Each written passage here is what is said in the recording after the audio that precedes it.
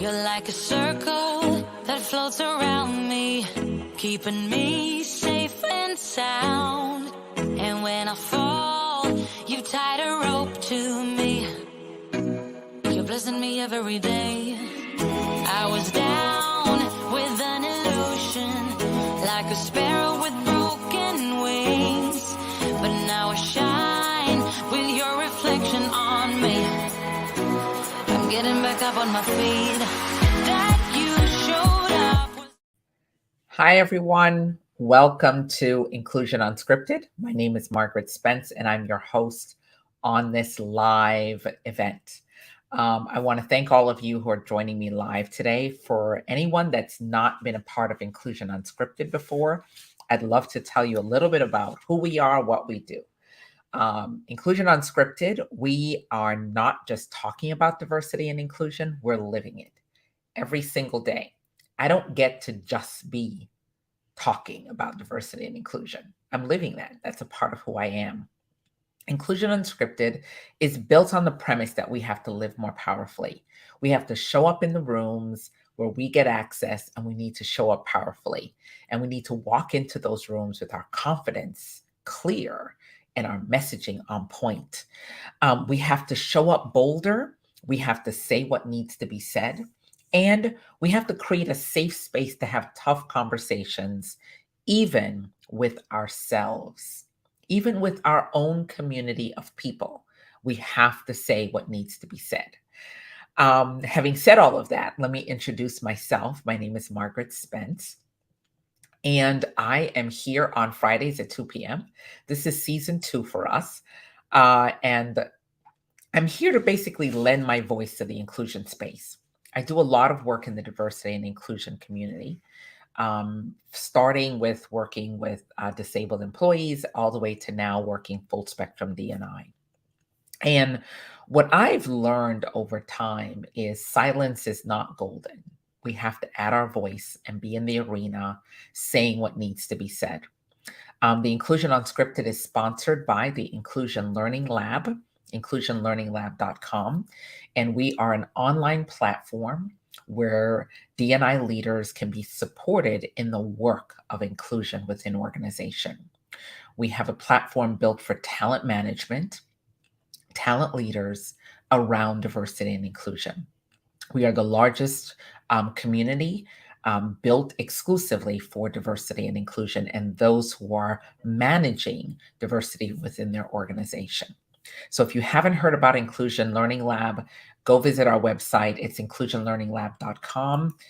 We have lots of great information there. And if you have not learned about our community, the Inclusion Learning Lab community, inclusionlearninglab.com/community. We also host an amazing program, which is a follow-up to our live Friday broadcast called Third Wednesday.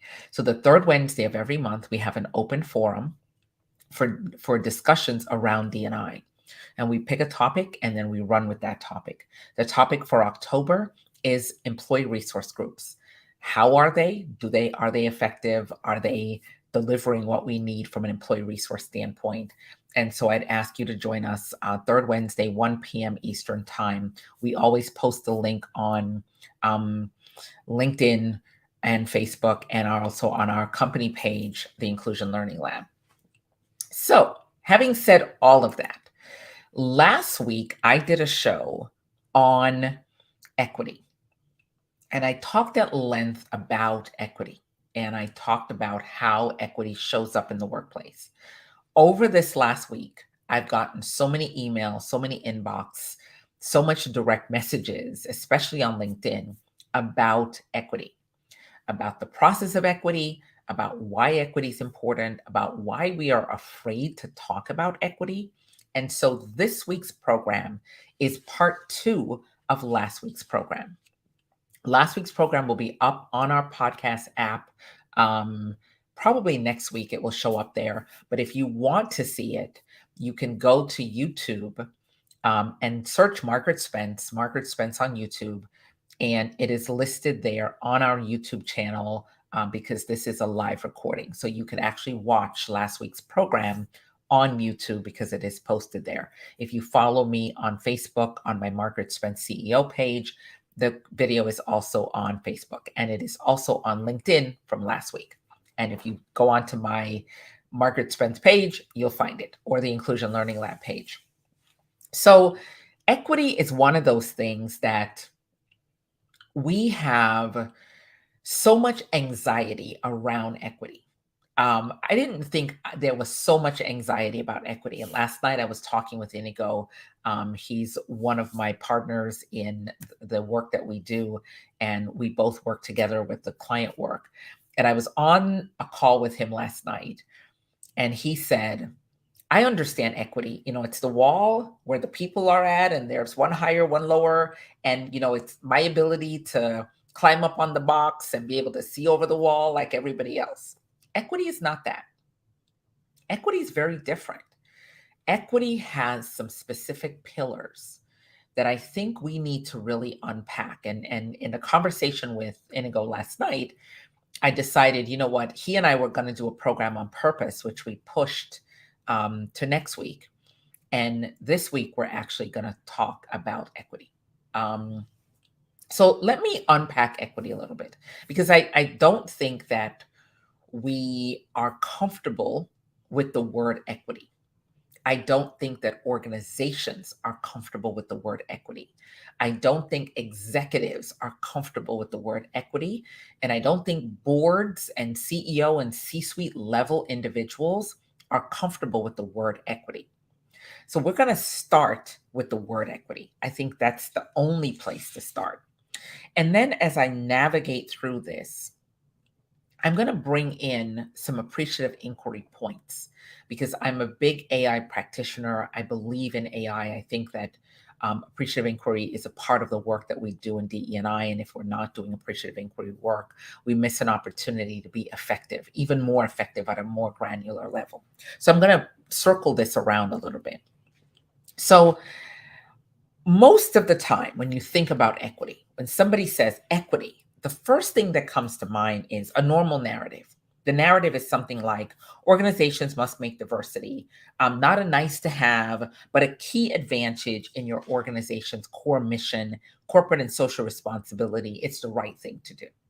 That's generally what happens when you say equity and diversity, because most people equate inclusion, belonging, thriving, justice, all the other things that we want to put into the DE&I space. But it's diversity, equity, inclusion, equality, belonging, justice, however you want to call it. You want to give it the Jedi terminology.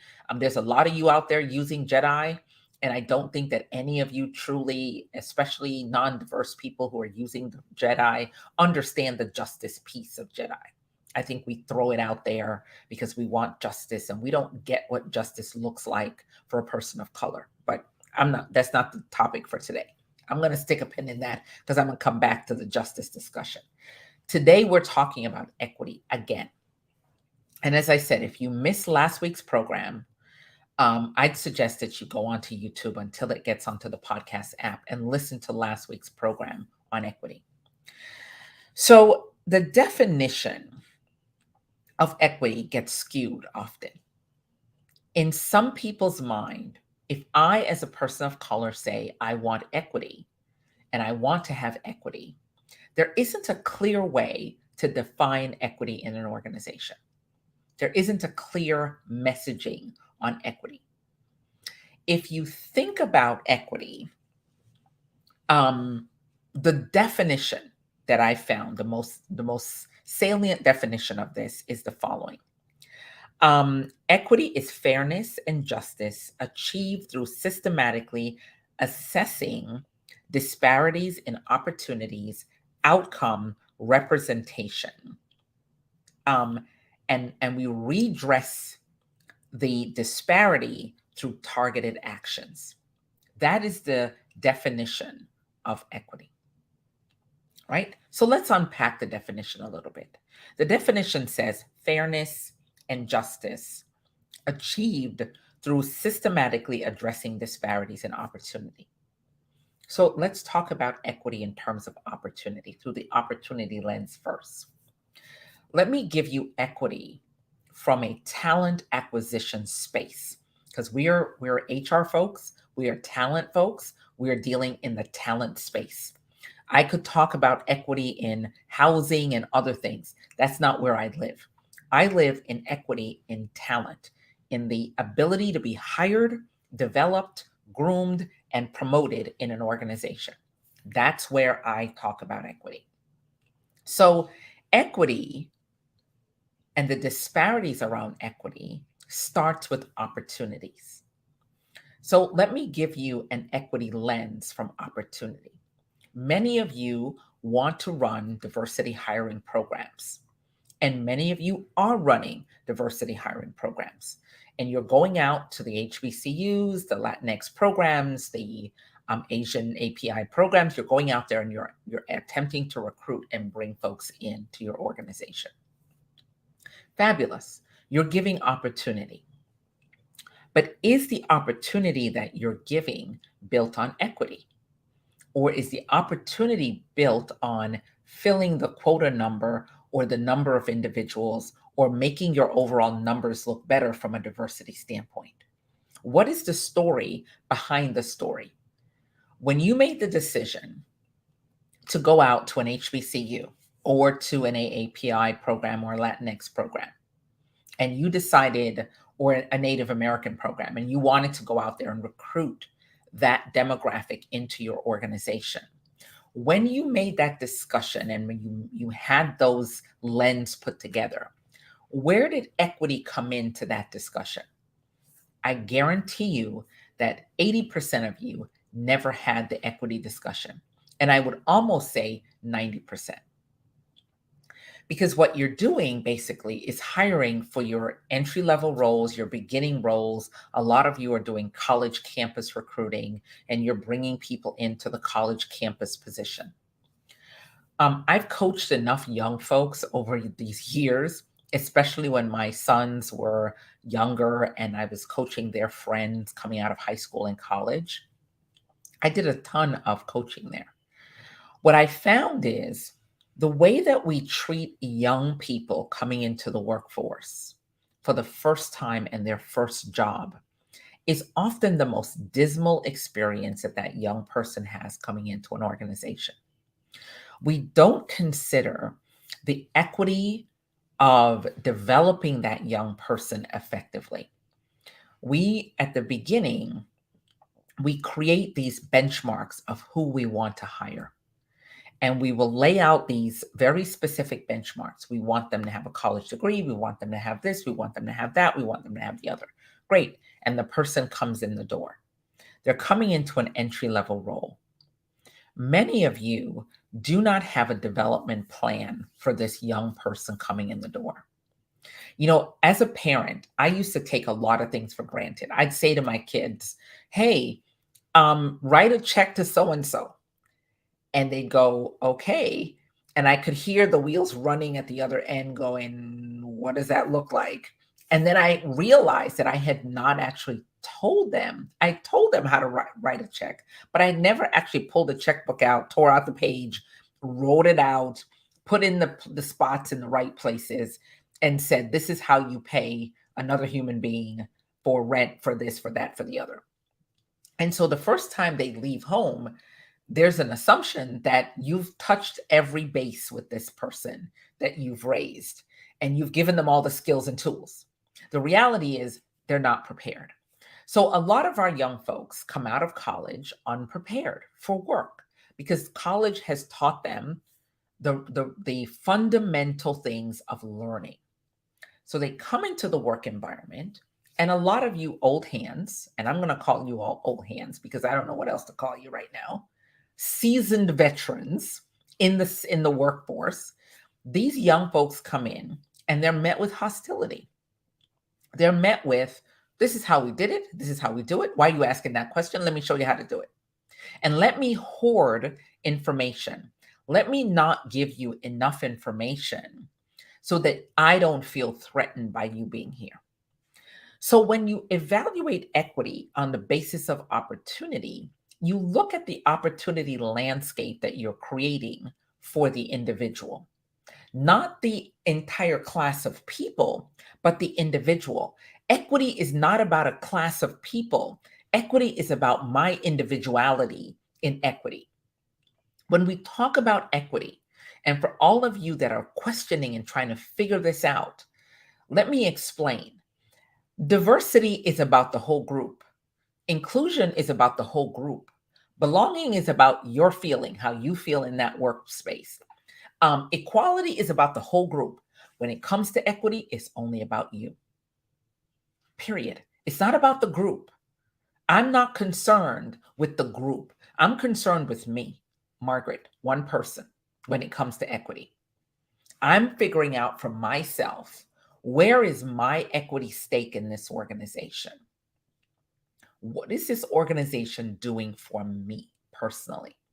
One of the reasons why we're so caught up in this great resignation, which is sort of lifted and gone off somewhere. I think that word sort of flew the coop at this point. Now we're talking about quiet quitting. Well, everybody is quiet quitting your organization. There's not a person that works for you that's not quiet quitting. Because if I don't feel that I have equity in the organization, I'm quietly quitting. I'm quietly not giving my 100%. If I feel that I'm being underpaid, if I feel that I can't pay my bills, if I feel that I can't survive, that is where equity comes into my mind. What is the organization investing in me every day for me to show up?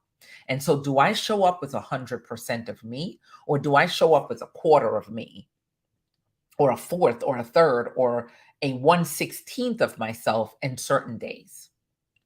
That's how equity shows up. Equity is pay, meaning equitable pay.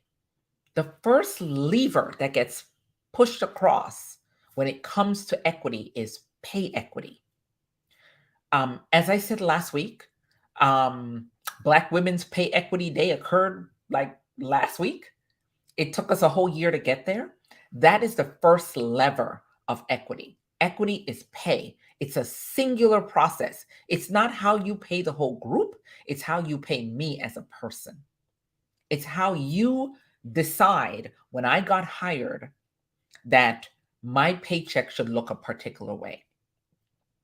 I was coaching a young gentleman, one of my son's friends. He had worked at a hotel. He had been there 5 years while he was going to college. He was a staff accountant at that hotel.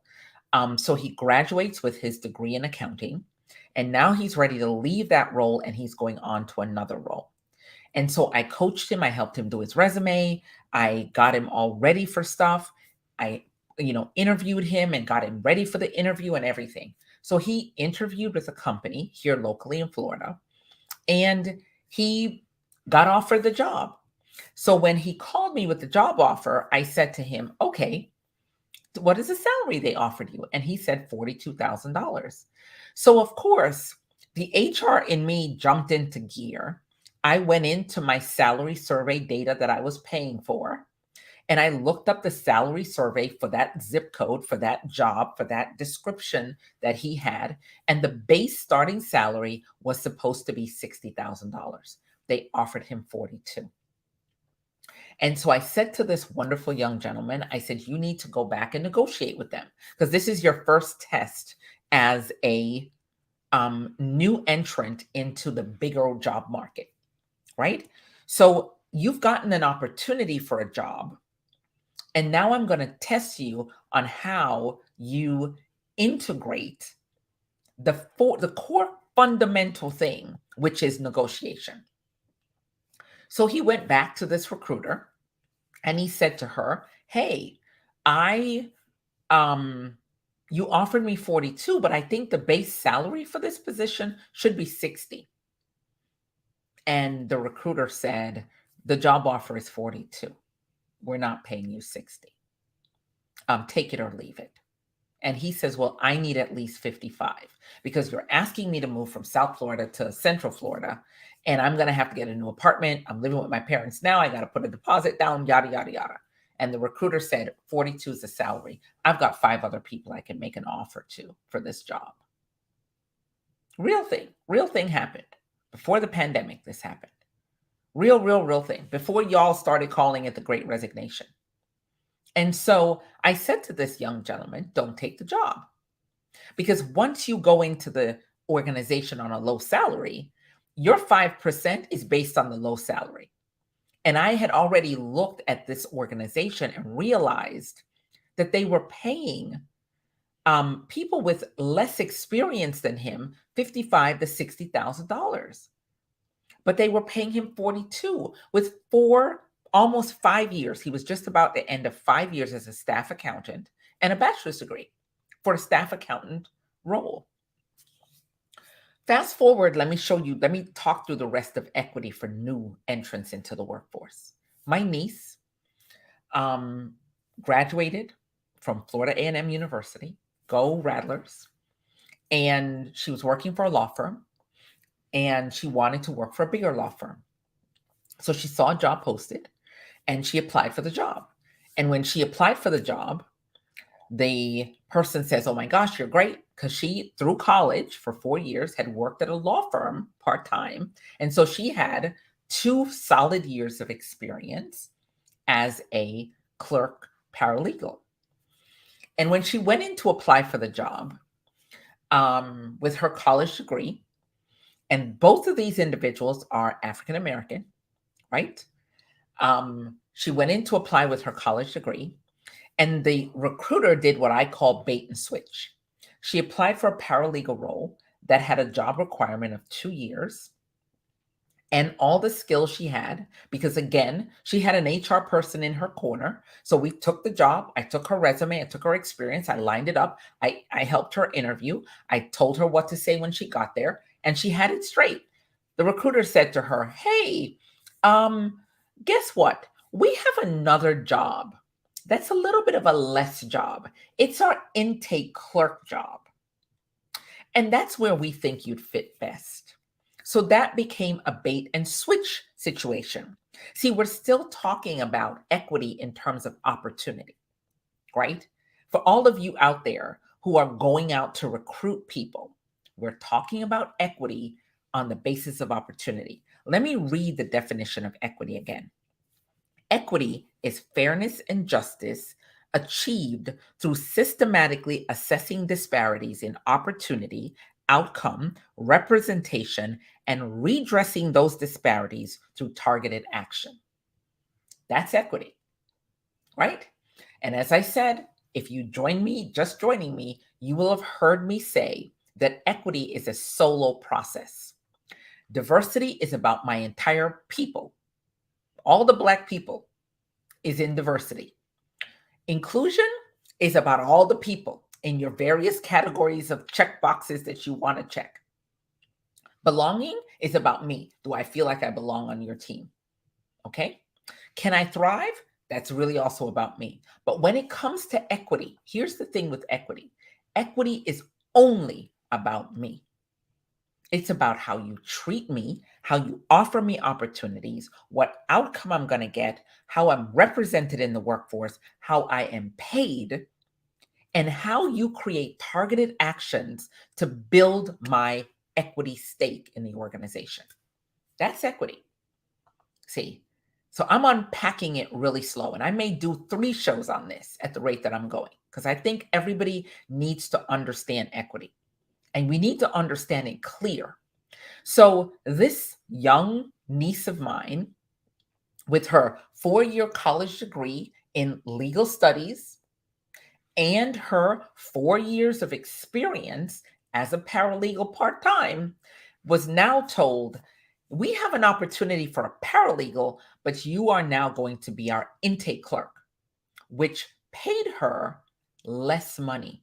But because she was young and bright-eyed and bushy-tailed, she thought that was the place for her to be. So she took the job against my advice, because I told her not to take it.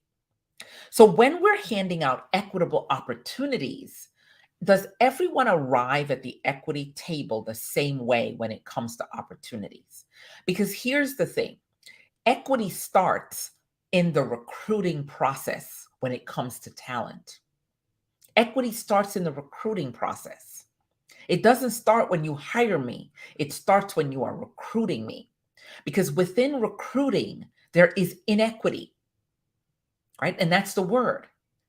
You're not going to ever give me equity because of where you are placing me and how you are undervaluing me and how you are demeaning my existence and my contribution. See, equity is the thread that drives through diversity, but equity is the single thing that will stop us from having generational wealth, which seems to be the word we're throwing around now, right? But it's going to stop us from being sustainable, especially as women.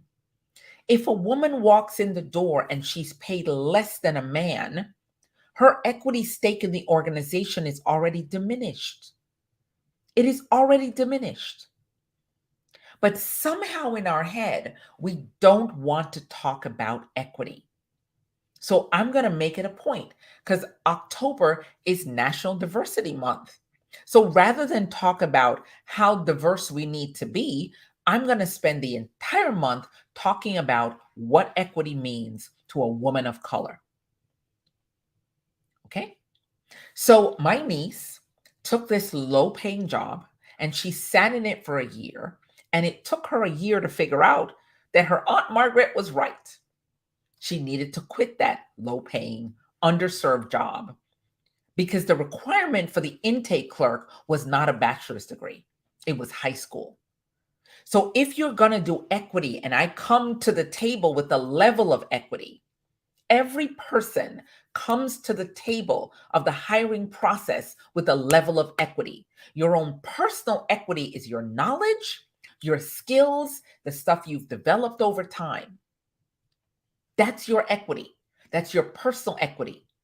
We have to learn to invest in our own equity to build our personal equity.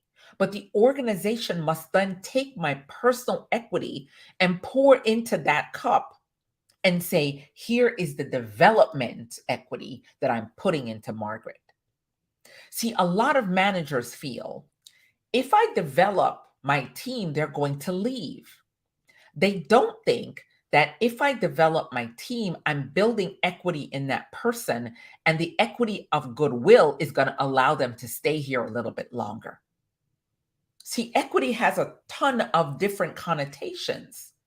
It starts with how you hire me and how you pay me.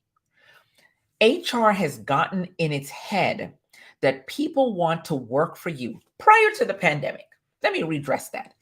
HR had it in their head because somebody ran these surveys that said salary was not the most important thing to your employees. That is the biggest load of horse pucky crap that I have ever heard in life. If I cannot pay my bills, I cannot be focused on your work. Let me give you the example that I don't think organizations are looking at. Let me explain quiet quitting to all of you who want to use that new terminology. I use a lot of freelancers on Upwork. I go on to Upwork and I hire a ton of freelancers to do work for me. It's one of the ways that I have special projects. I'll have client projects and I'll pop onto Upwork and I will hire 5 or 6 freelancers. Every single person that I've hired in the last 5 months has had a full-time job. They've all had a full-time job that they're working, and they're on there getting gigs and other jobs because A, they may not be making enough money. B, they may not be emotionally challenged with the current work that they're doing. Or C, they might just feel that they need to have a backup plan just in case your plan devours them financially. So we talk about quiet quitting. Equity pay is the beginning and the foundation of equity for me as a woman of color. If you underpay me at the door, then you get to give me a 5% raise on nothing. You get to give me a new job at the lowest base salary. You get to never put me in a position where I'm getting stock options, and you never put me in a position where I'm getting a share of the profit. right? So when it comes to equity, I'm walking equity for all of you because I think it's necessary for us to walk equity. And if you're doing D&I and you've never said the word equity out of your mouth, then you need to go start reading up on equity. Period. You need to start reading up on equity. You need to start asking your organization hard questions. What does equity look like here? Is the question. If I am a successful person in this organization, what does equity look like for me? Because equity is personal. It is a single lever, right? People did the great resignation because John Brown around the corner offered them a little bit more money. And they offer them a little less stress, and they offer them a little less toxic managers, and they offer them a more opportunity, and they offer them career guidance. All of that is equity.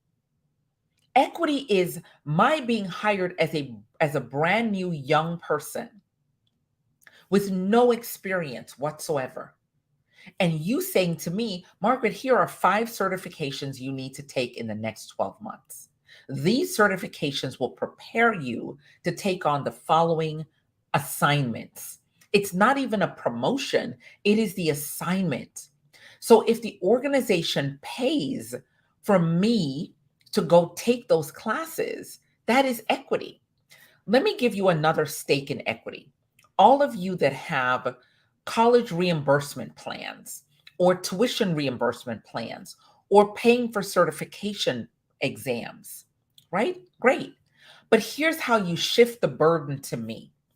You make me find the money for the course, put it on my paycheck, put it on my credit card, take it out of my paycheck, take it out of my savings. You shift the burden completely to me. And then I have to wait for you to reimburse me for the course that is necessary to do the job that you hired me for. That's another equity when it comes to outcomes. See, let me read this again.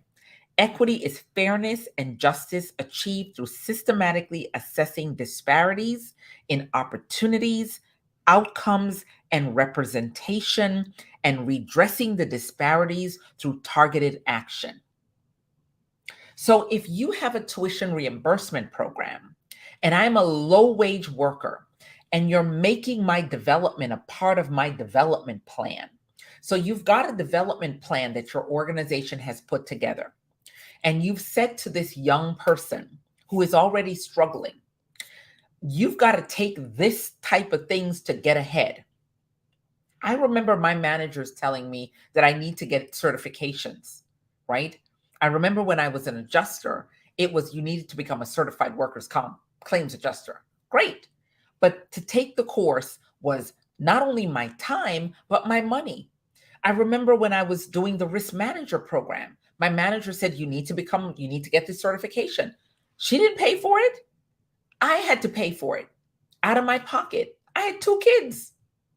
And I'm trying to put shoes on my kids' feet. And I'm worrying about, oh, wait, I got to get this certification in order to be eligible for the job. And then you give me a development plan and you tell me that I have to do it in a year. But at the same time, my equity stake was already in the crappers because you aren't paying me enough money. You put me in a crap role. You don't give me the development I need. And then when you say I need to be developed, you turn around and say, you got to pay for it out of your own pocket. That's how equity looks. That's not diversity. That's not inclusion. That's not equality. That is equity. That's how equity looks. That is how equity looks, right? That is how equity looks. Equity looks very much different from diversity, and we don't address it enough. We're afraid of it. And here's the thing, D&I folks, equity is not reparations. Equity is not, I want the CEO seat. Equity is not that. Equity is about me. Am I paid enough? Am I developed enough? Do I have opportunities? Am I going to have the same outcome based on the investment you've made in me?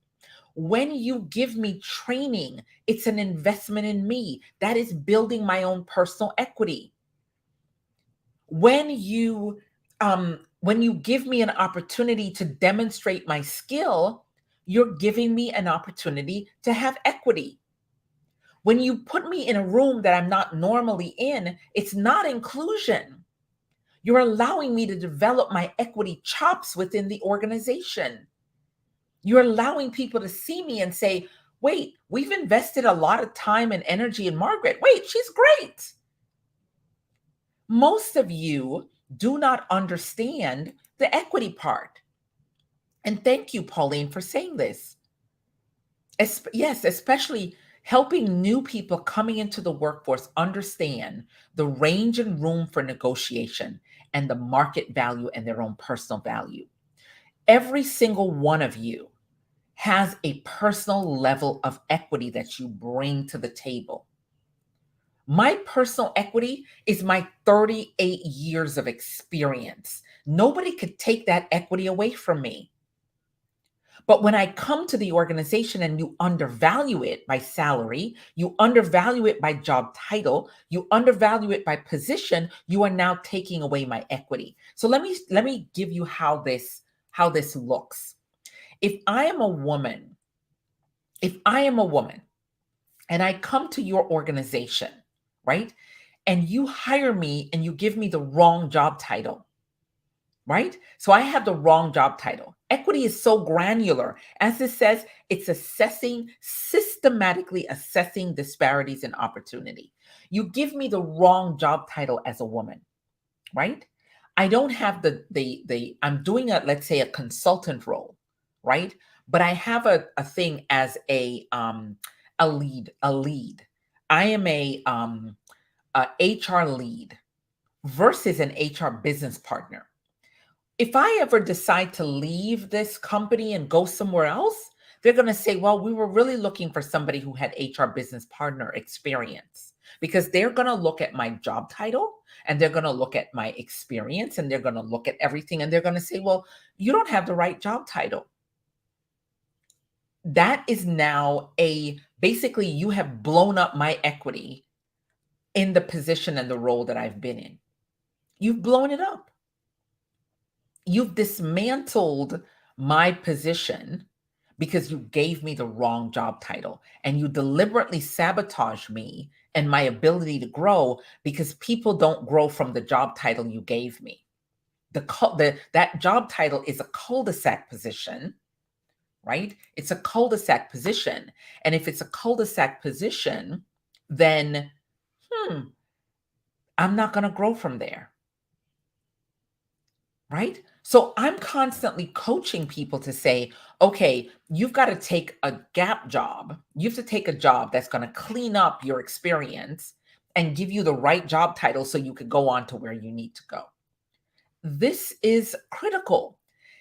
In 2022, as we are ending this year, I want to hear folks doing D&I start talking about equity.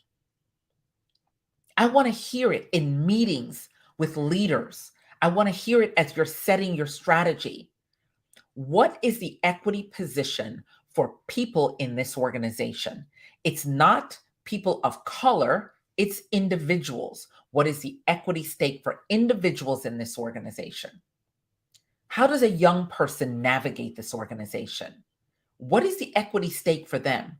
How does a senior level person who's been in a role for 5 years, how do they navigate equity? What is it that we need to pour into that person to take them to the next level, or to even make them better at the current role they're in? We can no longer continue to ask for diversity, right? We cannot continue to ask for diversity. We have got to ask for equity with diversity. We must have equity opportunities, as it says, equitable outcomes and equitable representation and equitable pay with targeted actions to build my equity along my employment continuum. We are no longer going to just ask for diversity. All of you who are doing this work, stop asking for just diversity. Stop asking for just inclusion. Stop getting into this alphabet soup of belonging and thriving and blah, blah, blah, because none of that affects a woman like me who needs equity. When I am 65 years old, the fact that I didn't get equity when I was 30 will impact me then, because I will have spent the entire 40 plus years of my work life being underpaid, underdeveloped, underserved, under outcomed, if that's a word, right?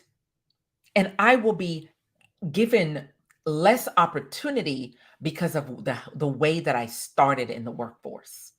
We have got to start asking for equity. And I'm going to say it again, because I think a lot of you think that equity, when you say equity and it's uncomfortable for you, it means that you want to demand a seat at the cap table where the money is being divided. We have got to get to that table, but we don't get to that table unless we start talking about equity. I'll give you a bigger example. I was coaching a woman who was in a very senior level role in an organization. And she did not realize that her counterparts were not only getting a bonus, but they were getting long-term stock options. And they were also getting, on top of that, a quarterly distribution of dividends.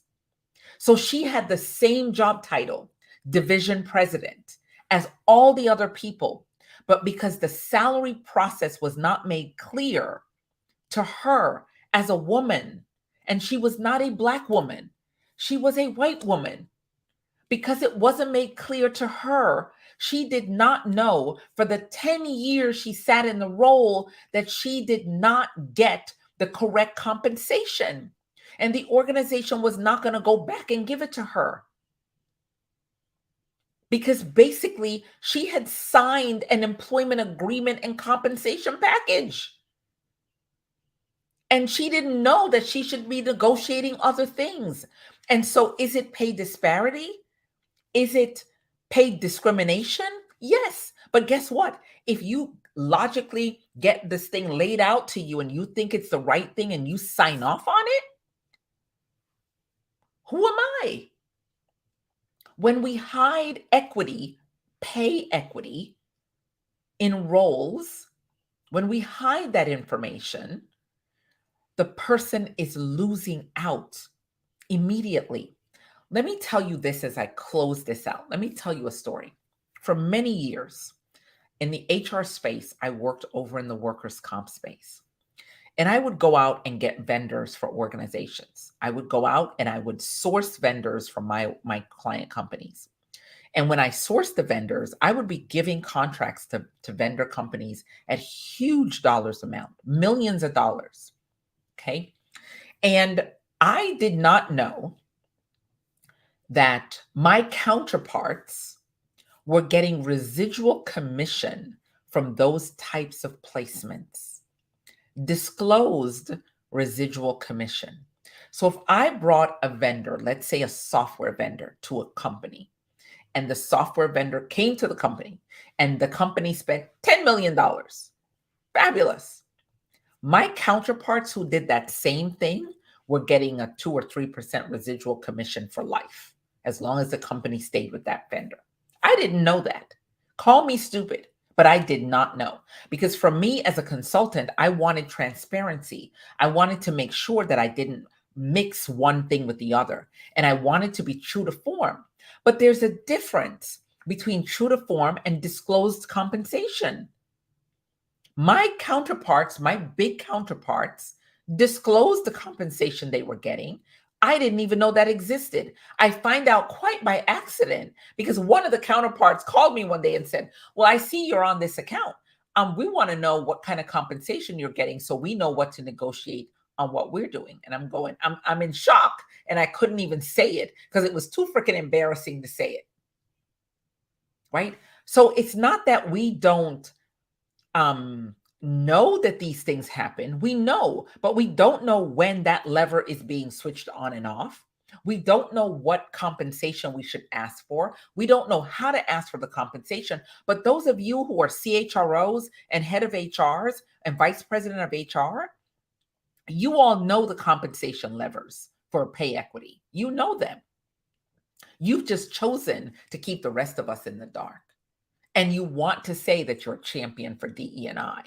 You cannot be a champion for DE&I when you're not addressing equity for people of color, for women, for young people, for people who just don't get access to the information.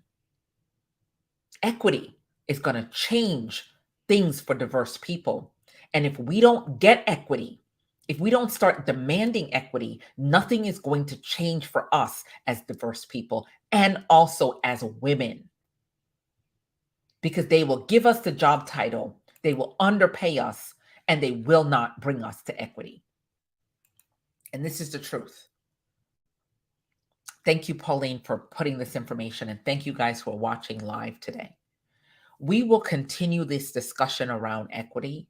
I will come back to this over and over again over season 2 of Inclusion Unscripted.